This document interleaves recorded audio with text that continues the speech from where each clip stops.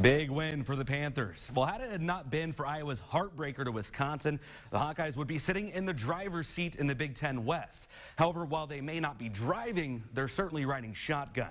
And a dominant effort today against Maryland, a powerful running team, could show us what this team is truly capable of doing.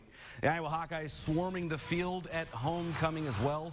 Iowa on the move late in the first, facing a fourth down. Nate Stanley drops back, finds Nick Easley. Easley gains a dozen and removes the chains and leads to this. Miguel Racino's field goal.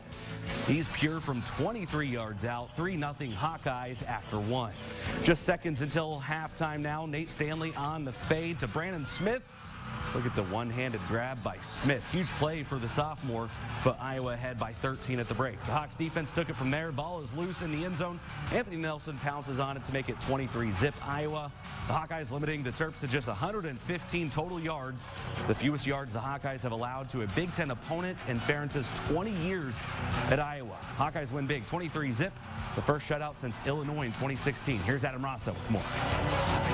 Last week it was the Indiana passing attack. This week the Maryland running game that was no match for the Hawkeyes defense. Iowa limiting the Terrapins to less than 100 yards of total offense until the final moments in a shutout victory here on homecoming at Kinnick Stadium. Today was a really unique challenge, and that's sort of the preparation. It's always important, but playing with, preparing well, and then you have to play with really good discipline against these guys.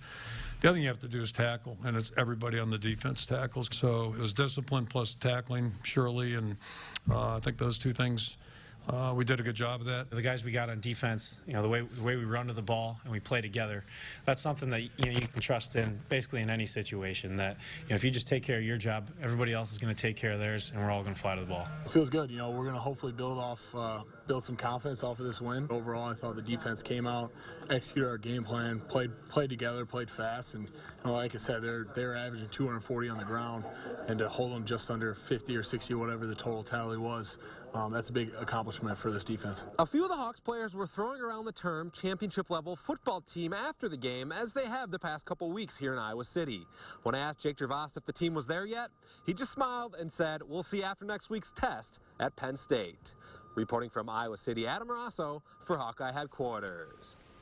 All right, so here's a look at the rest of the schedule. Iowa gets ready for their big test next week in Happy Valley against number 18 Penn State.